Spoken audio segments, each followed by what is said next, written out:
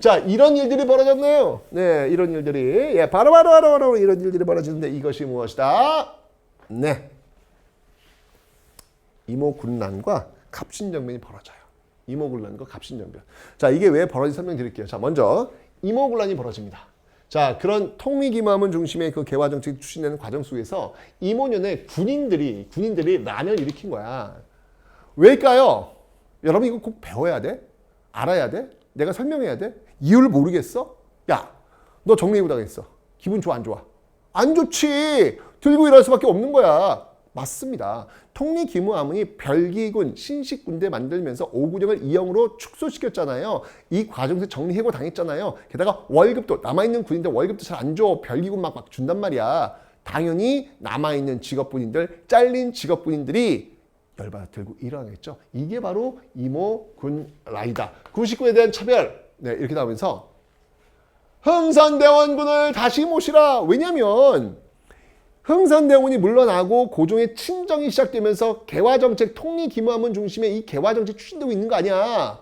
그러니까 이 원인은 뭐야? 이 고종의 친정이 문제야. 그 이전 통상수교 거부 정책을 추진했던 흥선대원군이야말로 우리의 구세주입니다. 다시 흥선대원군을 모셔와야 합니다. 라고 해서 일으켰다. 여기 배경에는요. 흥선대원군도 개입했다는 이야기가 있어요. 왜냐면 지금 최익효의 탄핵선전을 쭉 쫓겨났잖아. 다시 권력을 되찾기 위한 그런 구식군인들과의 결탁 이런 내용도 있습니다. 자, 어쨌건 그래가지고 와, 내 초반이 난리가 났어요. 당시 그 민씨 세력의 대표라고 했으니 명성황후. 이 명성황후를 잡아라! 이건 다 명성황후 민씨 세력 때문이다! 라고 해가지고 명성황후가 급히 피신을 가는 창덕궁에서 피신을 가는 그런 모습들도 있더라 라고 하는 겁니다. 그런데 말입니다. 여기서 이제 우리가 굉장히 잘못된 선택을 하게 됩니다. 자, 지금 어떻게 보면 지금 고종 정부, 명성황후 민씨를 중심으로 한 이 정부가 지금 굉장히 위기에 빠진 거 아니야. 이 위기를 어떻게 타개해야 될까? 방법은 딱 하나예요. 그 성난 민심을 달래주는 것, 그 민심의 이야기를 경청하는 것, 그들의 어려움을 해결해 주는 것, 이게 바로 정치인들이 해야 될 일이겠죠. 그런데 이때 이 민씨 세력들은요, 그런 선택을 하는 게 아니라, 우와, 뭐야? 이것들이 반란을 일으켜? 가만두지 않겠다. 그럼 지네들이 진압을 하든가. 그럼 힘이 없는 거야. 그래서 잘못된 선택. 이거 진짜 이건 이러면 안 돼. 청나라의 SOS를 치는 거예요. 그래서 청나라 군인들이 우리나라에 들어온다? 들어와가지고 이 이모군란의 배후라고 했던 이 흥선대원군을 납치를 해.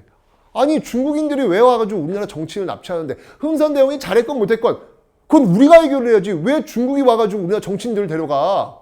이거 말도 안 되는 일이 벌어진 거예요. 그리고 이 청나라가 딱 동대문일 때 그때 이모군란 때 그 군인들이 주로 이 미아리 뭐 이쪽에 주로 많이 거주하고 있었거든요. 딱 동대문에 이 포 깔고요. 그냥 그 지역에 그냥 포를 어마어마하게 쏴대면서 초토화를 시켜놓습니다. 결국 이모년에 일었던 군인들의 나는 청나라에 의해서 진압됩니다.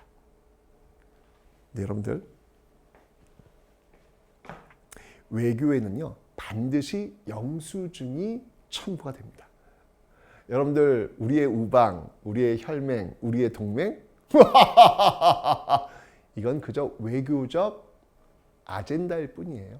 외교적 수사, 레토릭. 이걸 레토릭, 외교적 레토릭이라고 하죠. 이건 외교적인 그냥 우리는 동맹이에요, 우리는 우방이에요. 하지만 그 뒤는 다 영수증이 왔다 갔다 하는 거예요.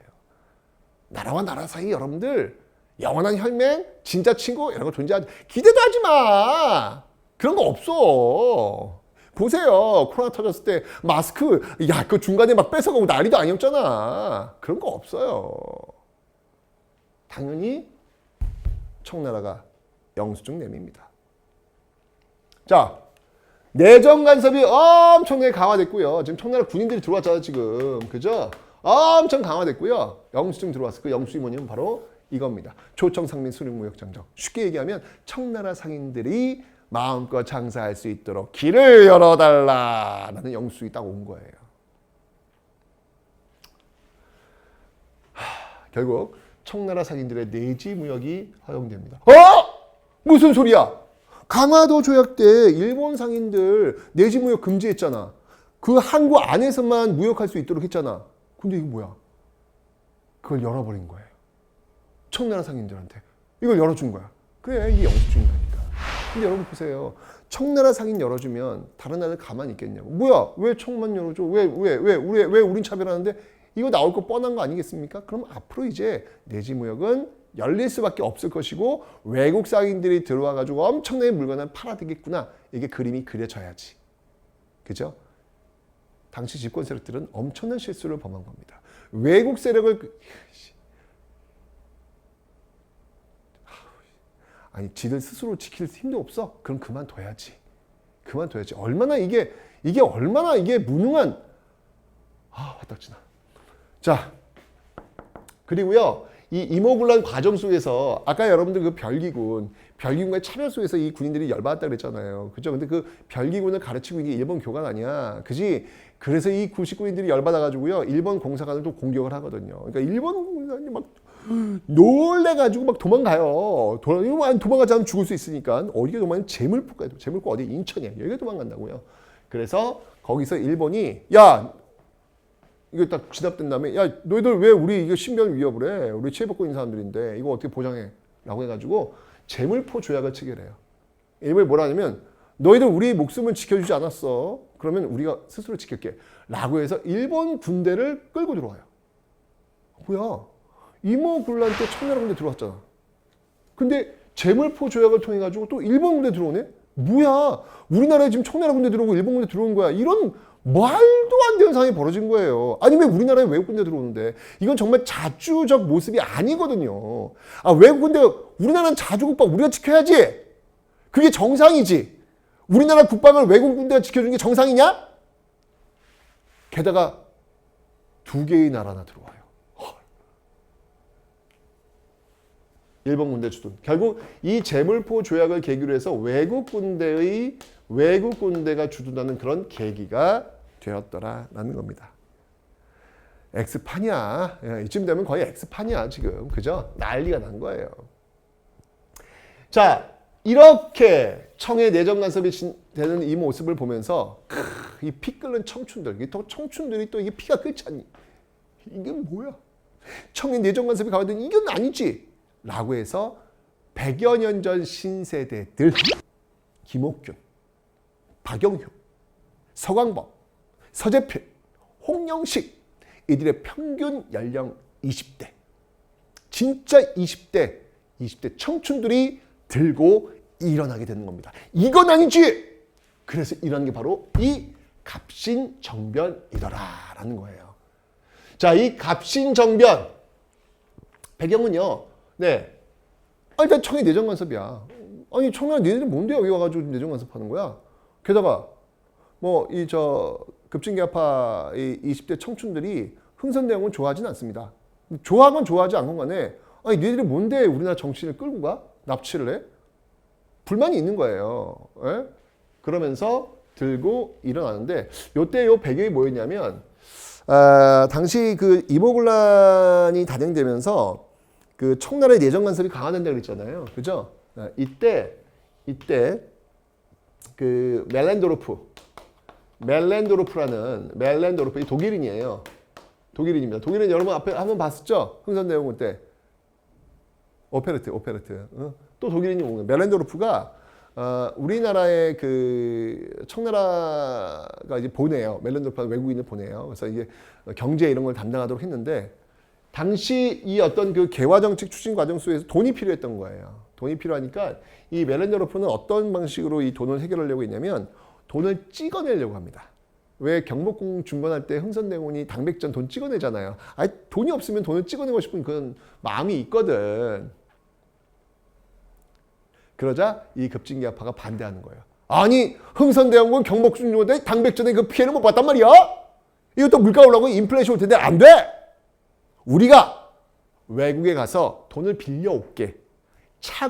차관으로 빌려올게. 이건 어차피 갚아야 되는 거니까. 빌려올게. 이런 물가도 안정되고 우리가 하고 싶은 일 할 수 있잖아.